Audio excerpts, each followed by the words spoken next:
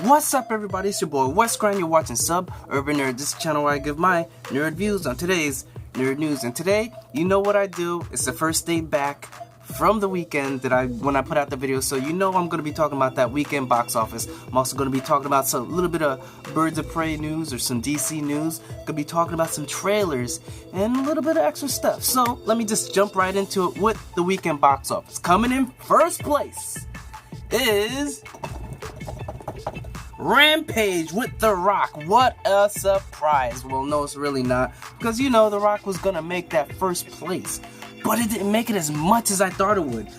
Yeah, The Rock with the Rampage movie that just came out, it made $34.5 million on its opening weekend, which is lower than I thought it would have made.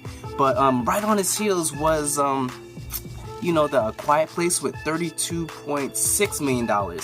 And in third place, well, but first, let me just tell you a little something. The Rampage movie, it made $34.5 million, but it made $55 million in China. Altogether made 100 plus international. But like I said, I thought it was gonna make a lot more than that. If you want to see my review, check out a little bit over there. But after that, like A Quiet Place, like I said, A Quiet Place made $32.6 million. The movie was okay to me. Everyone loves this movie. I feel like the lone person on the island, because like I said, I had my little issues, whatever.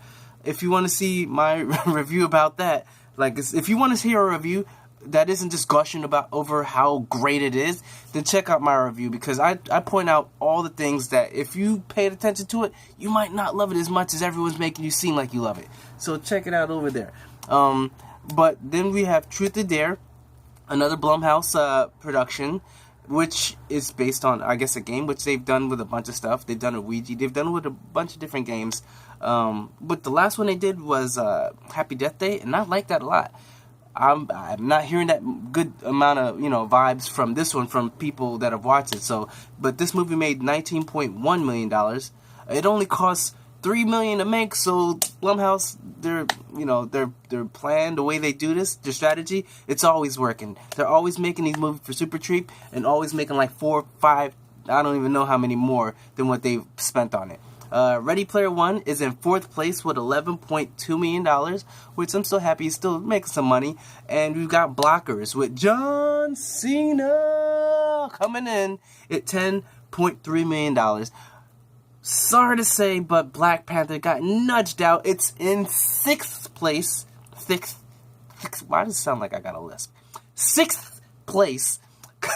But it's. I think there might be a resurgence right before Infinity Wars or the weekend of Infinity Wars. I think it might jump back into the top 5. Just don't put any money on it, but I'm really thinking that's what might happen. So look out for that. If it does happen, I'm the one that said that. So that's pretty much it for the weekend box office. Like I said, Rampage, I just watched it, and like I said, I enjoyed it. So check out my review that I posted a little bit earlier. I'll put it up again.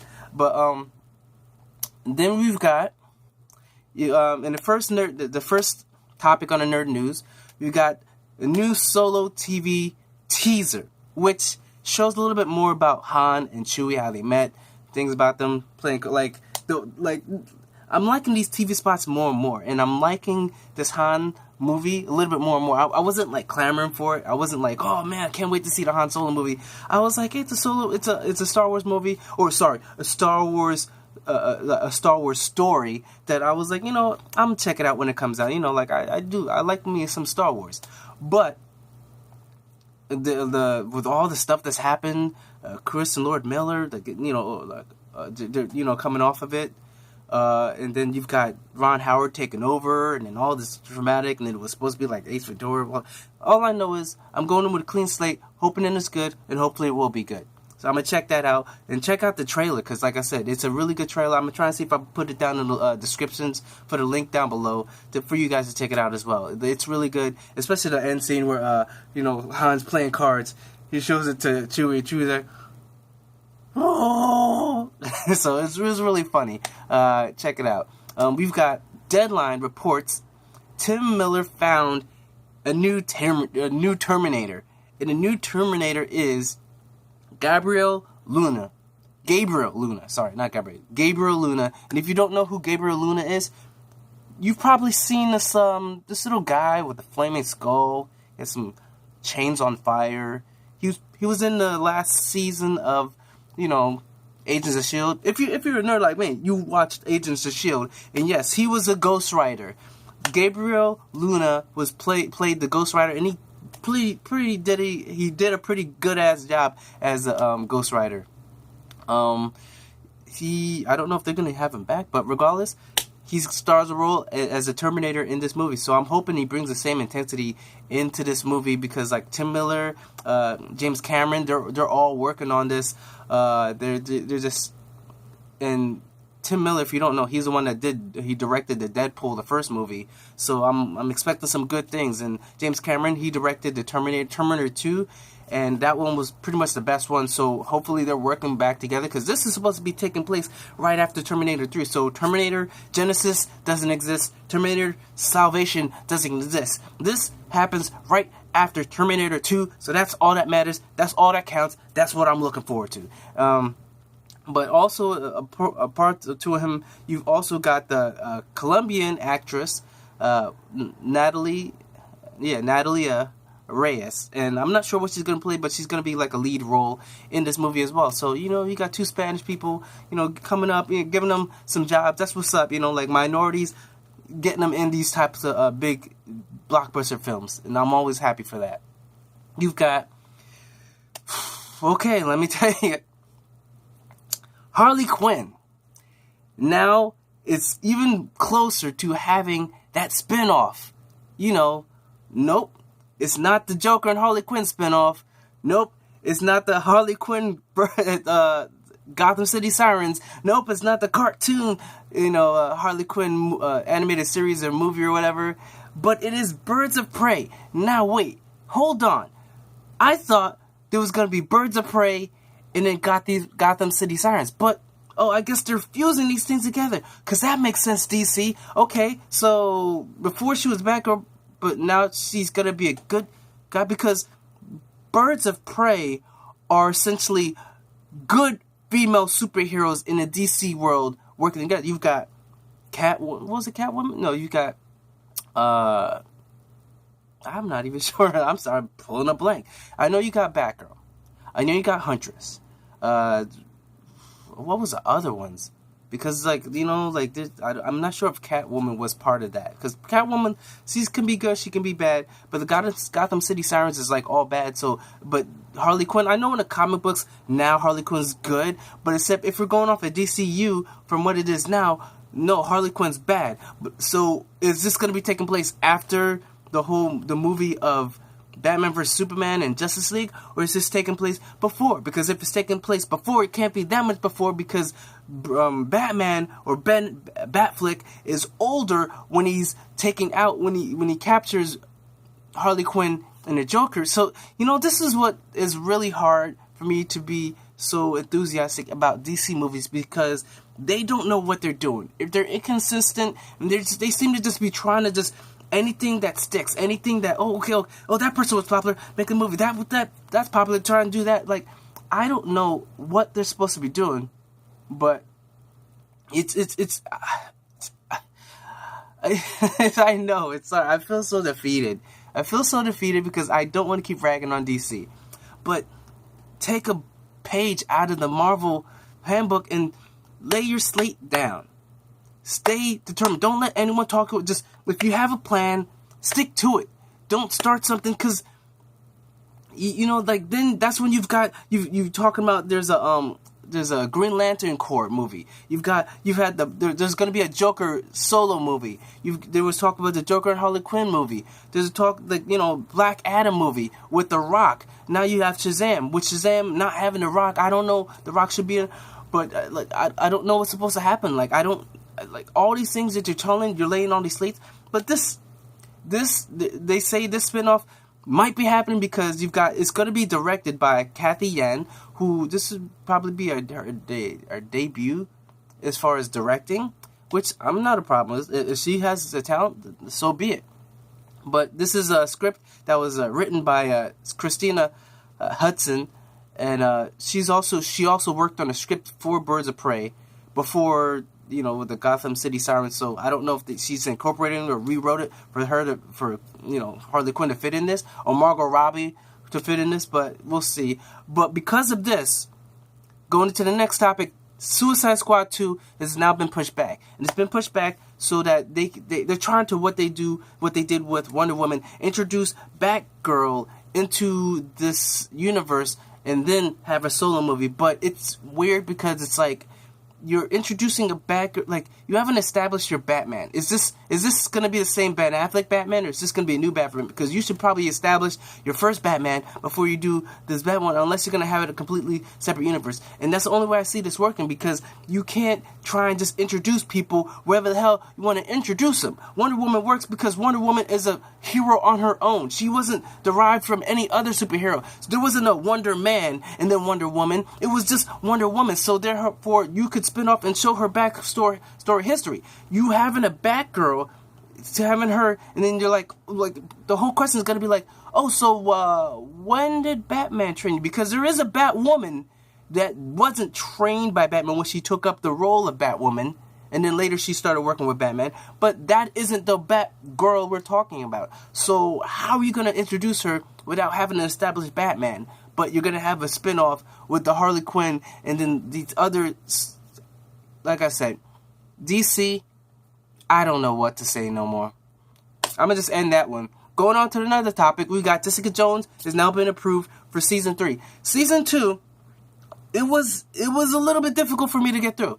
It was depressing. Everybody, like, it was all the sex and drinking, or like which I have no problem with, but it was just out of nowhere, and everybody, like, the people that I loved, they like, the one that I came out liking more is, I believe his name was Miguel, or the basically the guy with the fro that was working for Jessica Jones, helping her. I liked him. I loved his progression in the story. I love where he ended in the end. But everybody else, as far as Trish and Jessica Jones, the story was all over the place, and then the introduction of, I'm not going to give a spoiler, but if you want, like I said, check out my my review of Jessica Jones, season 2. Season 3, hey, if you can improve on it, you know what I'm saying, I'm cool with that. I'm looking forward to all these Marvel superhero shows on Netflix while they still can. Even Iron Fist. I'm even kind of hoping that Iron Fist season 2 is better than season 1, because season 1 was trash. But hopefully they learned and just, gave them time to train and actually be good at martial arts, so they wouldn't have to look so choreographed, like, you know what I'm saying? So like I said, hopefully everything works out for that. Season 3, Jessica Jones, thumbs up, hoping it turns out good. We'll see that when it happens. Next, we're going to talk about 2 trailers real quick. You got Hotel Artemis trailer, which is crazy because it looks like, it's basically, the premise is there's a hotel that has like a little hospital thing that anytime there's criminals or assassins, whatever, if they're hurt, they go to this hotel, and if they if they've paid up on their dues or whatever, they're allowed in, they get patched up so they can be on the road. But the rule is no one can fight in Hotel Artemis, which sort of has that that John Wick Continental aspect to it.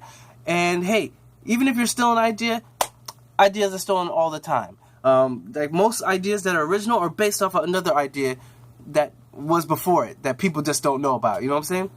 So it's starring a whole lot of people. I don't even have the list, but check down. I'm gonna try and see if I could get the link down below. Check it down. It's a lot of action, very John Wick-ish, and like I said, it looks great. Like, definitely, it was one of those things that you saw, you're like, you know what? I think I might see this. You got, then the next, it was actually, this Artemis Hotel was directed or was co-written by the Iron Man 3 co-writer, Drew Pearce, or whatever his name, and it's director's debut. Then the next trailer we got is Upgrade, which is awesome, which is another Blumhouse production, where some guy is paralyzed after his wife is killed. They put him in a chip, and basically it takes control of his body and makes him able to just do crazy amount of things. When it takes over, it can make him like a ninja, just badass, and just whip everybody's ass. You guys see it. I've actually got the trailer, so check out the link right there, and we'll see how that works. That movie looks like it's going to be great, and I'm going to be in theaters when that thing comes out, checking it out. like I said, check out the trailer that I put the link up to, and you'll love it too. You'll be looking forward to it. If you haven't seen it already, that is. And last, I'm going to talk about something like video game news, where you've got, you saw the NES Mini, and then you had the SNES Mini from Nintendo. Now you've got the Sega Genesis Mini, which they call it the Mega Drive Mini console. The Sega Mega Drive Mini console, which is going to basically be a miniaturized Sega Genesis. It's going to have all these games. Only thing is, it's being made, or the consoles are being made by At Games, which they have it like sort of iffy past. They don't have too good of a track record, because apparently, like last summer one came out, it was called Sega Genesis Flashback console, and it had like issues as far as glitchy, the control, the sounds wasn't working that good, and then also they had like 30 extra games that no one knew what they were. They just were just thrown on there just to add content, which people weren't really cool with that. They just wanted to play the console games, and it just wasn't something good. So why Sega would work with them again on this? Hopefully they worked out the kinks. Hopefully they've learned from what was wrong that they did before, and they just fix everything, because that's all we want. We want something good. I don't have any of the minis. I know some people that do have the minis, and they love their minis. So Sega Genesis, like Sonic and Knuckles, all these games that you loved playing on the Sega Genesis, hopefully going to get to see those games played out again. So that's pretty much it for my nerd news for today. So remember, just comment down below, tag, like, share, turn on a little notification to get these updates when I put up these videos, and also to remember to subscribe. Check out my last daily nerd news. Check out the playlist of my daily nerd news. And remember, I'm Miss Grant. You've been watching Suburban Nerd, and you've just been nerdified. Catch you guys on the next daily news.